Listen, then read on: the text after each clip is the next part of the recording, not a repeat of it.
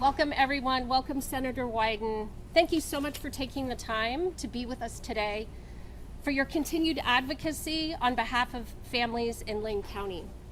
Your leadership has made a real difference to Oregonians working hard to put food on the table. As you know, the past several weeks have been incredibly challenging for many of our neighbors. Changes to SNAP have already affected many people in our community. People who rely on SNAP to make ends meet. More than 75,000 Lane County residents depend on SNAP to help feed their families. And when those benefits are frozen or reduced, we see the impacts immediately.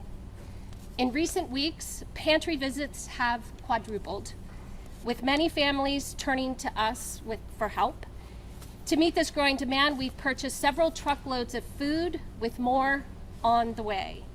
And we're adding 11 new mobile pantry pop-ups during the holidays to reach more people in rural communities. I want to thank this incredible community for the outpouring of support. They have stepped up to donate funds, host food drives, and support our work to help our neighbors that are seeking food assistance. And I want to thank you, Senator Wyden, for standing with us and for the people that we serve. We are grateful for your commitment to end hunger in Oregon. Thank you.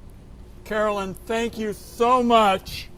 And first of all, to comment on the events of the last few weeks, food in America should never be used as a political weapon.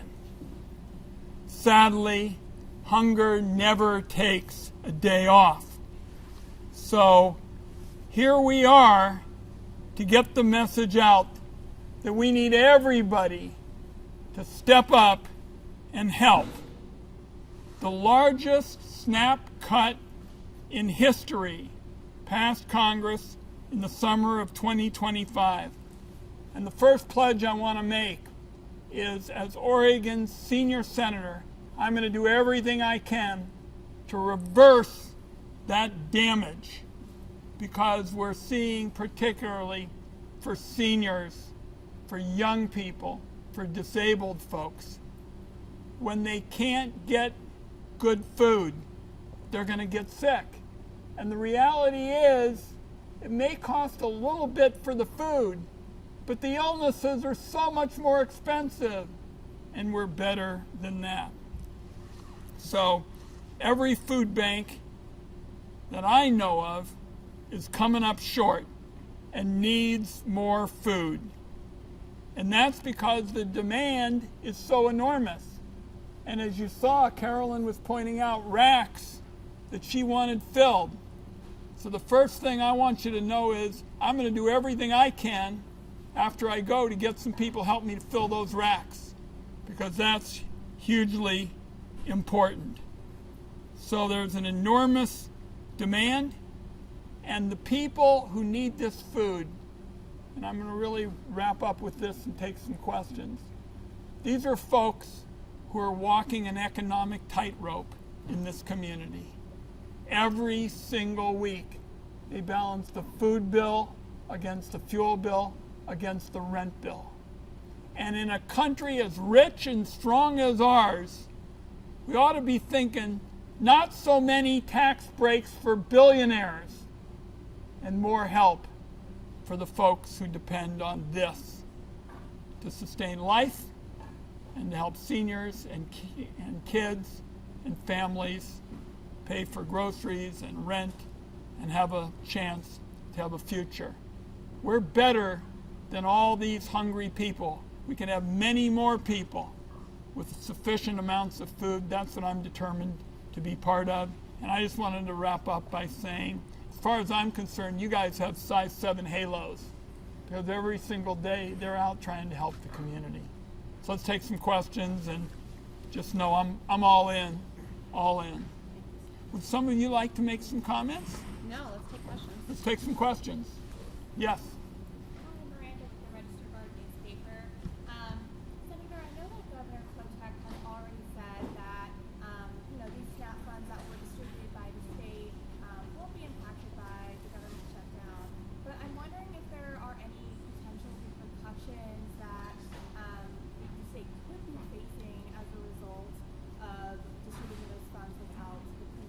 Well, I never underestimate the cruelty of the Trump administration. So they may decide that they want to take some retribution, but that's what's my job, is to stand up for people who are hungry. And I'm going to tell them where I've been. I'm going to tell them about the empty racks. I'm going to tell them about the paper plate project. And I'm going to make sure that they don't take retribution on our community. And I'm very much aware of it and been thinking about that. And as you know, our Attorney General has supported us on this as well. Important question. Senator, could you just speak to Chuck Schumer and kind of your stance or viewpoint on him now? Well, let me mention one other bill and then I'll talk about Senator Schumer. I've also introduced a bill that I think reflects how some of the laws are a little bit out of date. I introduced the Emergency Relief for Hungry Families Act that's going to allow grocers to voluntarily offer discounts to SNAP users when their benefits are reduced or eliminated by a government shutdown. This is part of a rule that was passed years ago, and we ought to be updating these rules, and I think my legislation will help. As far as the whole question of political, leadership, the best political leadership is to get things done and help people. That's what I'm working on, and that's my focus. Any concern we're going to end up right back where we were with the shutdown 3 months from now when the funding bill expires again? Well, I've said repeatedly to the Trump administration that as a senior Democrat on the Finance Committee, I'll work with them. I have a track record of working in a bipartisan way. For example, they're now saying they want to go after big insurance companies. You've seen that in the papers and stuff. They want to go after big insurance companies. Well, put me down as kind of skeptical about whether they're going to do it.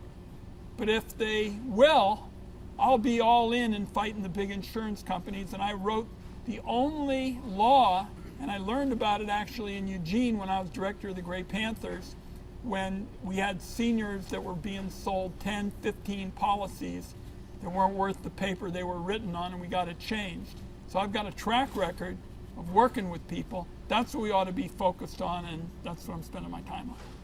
And we're just going to do questions first geared at the press conference, and any other questions on any other issue we'll do afterwards. Yeah, I'll stick What around. do you say to people that say it was all for nothing, the government shutdown, SNAP benefits being paused?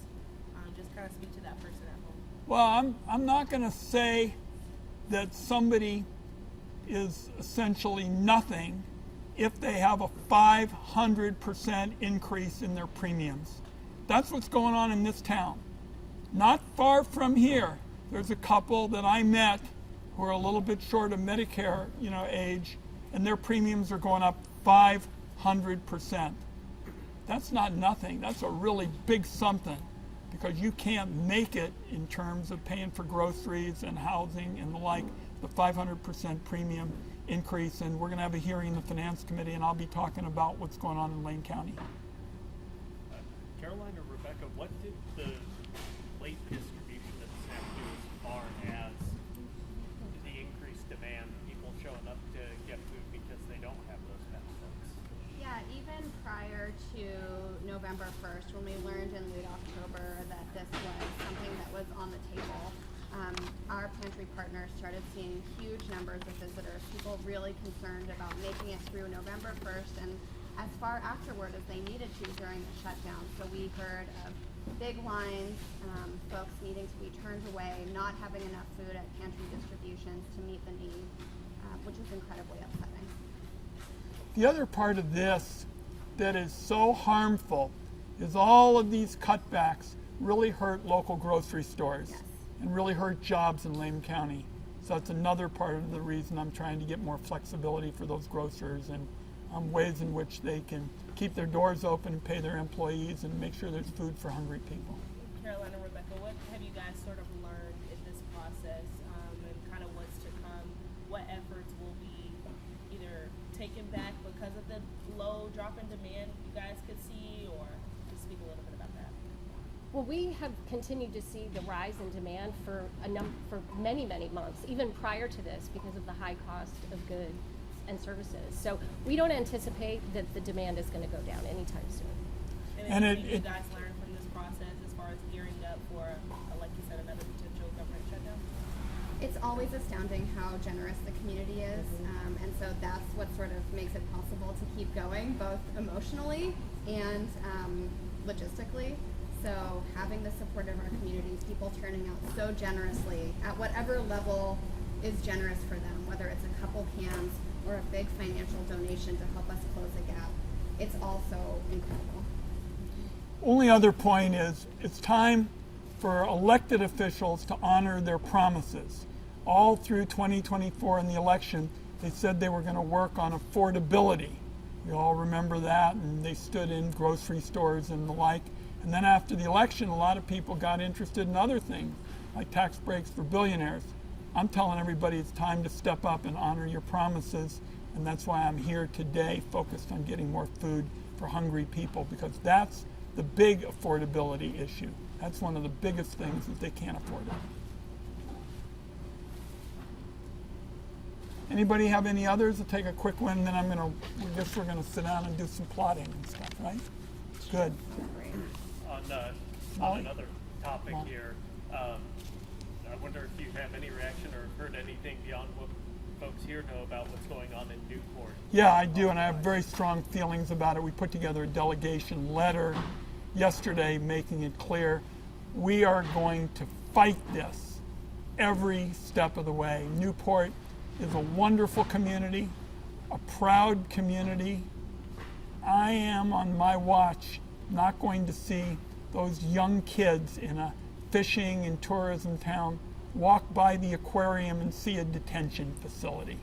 It's not going to happen on my watch. Now, I happen to believe, apropos of your question, one of the reasons that the Trump people are looking at it is because they fear the media in towns like this and in the valley and the like. They want to go somewhere where they can do things that they would have a lot of trouble explaining otherwise, and it's another reason why I'm fighting it.